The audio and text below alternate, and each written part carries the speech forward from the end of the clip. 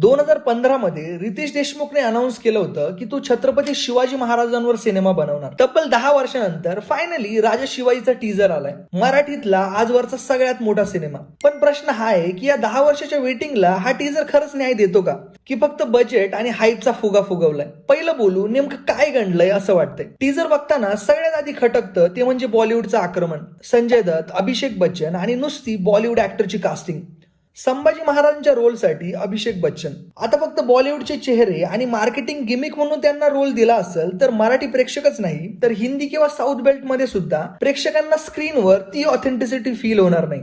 आणि जेनेलिया वहिनी, सिरियसली तिचे डायलॉग ऐकून असं वाटतंय की ती इंग्लिश मध्ये मराठी बोलते. आणि रितेश स्वतः सुद्धा महाराज म्हणून तितका कन्व्हिन्सिंग अजिबात वाटत नाही. आता आशा फक्त ट्रेलर कडूनच आहे, नाहीतर ही मस्ती महागात पडू शकते. दुसरी गोष्ट म्हणजे व्हीएफएक्स. टीजर मधले काही शॉट्स, विशेषतः जिथे मोठे किल्ले किंवा आर्मर दाखवलंय तिथं सीजीआय थोडा आर्टिफिशियल वाटतोय. आता 100 कोटीचा बजेट म्हणजे मराठी सिनेमासाठी लॉटरी लागल्यासारखंच आहे. पण फक्त मोठा बजेट म्हणजे उत्तम सिनेमा असं अजिबात नसतं. आपल्या समोर आदिपुरुष सारखं उत्तम उदाहरण आहेच. टेक्नॉलॉजीच्या नादात भावनाच मारल्या जाऊ नये हीच एक अपेक्षा आहे.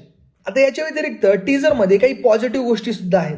पहिली गोष्ट म्हणजे प्रोडक्शन व्हॅल्यू. मराठी सिनेमा म्हटलं की कायमच बजेटचं रडगाणं असायचं. मराठीमध्ये पहिल्यांदाच इतक्या मोठ्या बजेटचा पिक्चर बनणं हीच खूप भारी गोष्ट आहे. सिनेमॅटोग्राफीच्या बाबतीत आपण कायमच कच्चे पडायचो, पण इथं व्हिज्युअल्स आधीच्या सिनेमांपेक्षा खूप वजनदार दिसत आहे. महाराजांचा इतिहास ज्या भव्यतेने यायला हवा होता, टीजर मध्ये त्याची एक छोटी पण महत्वाची झलक आपल्याला दिसते. दुसरी गोष्ट म्हणजे अजय अतुलचं घूसबम्स देणारं म्युझिक. छावामध्ये तो रडका रहमान होता. म्युझिक चांगलं होतं, पण मराठमोळ्या मातीतला तो फील कुठेतरी मिसिंग वाटत होता. पण इथं अजय अतुलने ती कसर भरून काढली. टीजर मध्ये त्यांचं म्युझिक कानावर पडलं की डायरेक्ट घूसबम्स येतात.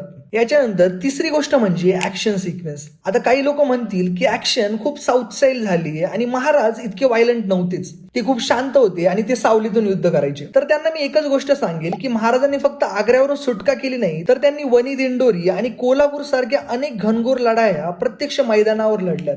बाकी राहिला विषय साऊथ स्टाईलचा, तर समोरच्या शत्रूला मारताना पडद्यावर इमोशनल स्टिक्स असतील तर त्याच ऍक्शनला थिएटरमध्ये शिट्ट्या आणि टाळ्या पडल्याशिवाय राहणार नाहीत. आजवर आपण म्हणायचो की मराठी सिनेमाकडे ताकद आहे पण पैसे नाहीत, पण आता रितेशने 100 कोटीचा गॅम्बल खेळून ही भिंत तोडली. ही रिस्क घेणं मराठी इंडस्ट्रीसाठी खूप गरजेचं होतं. छत्रपती शिवाजी महाराज हे फक्त महाराष्ट्राचेच नाही तर जगाचे आदर्श आहेत. रितेशच्या या धाडसाला आणि महाराजांच्या या सिनेमाला सपोर्ट करणं हे प्रत्येक मराठी माणसाचं कर्तव्य आहे. बाकी हा सिनेमा इतिहास घडवणार की फक्त खर्च वाढवणार ही वेळच सांगेल.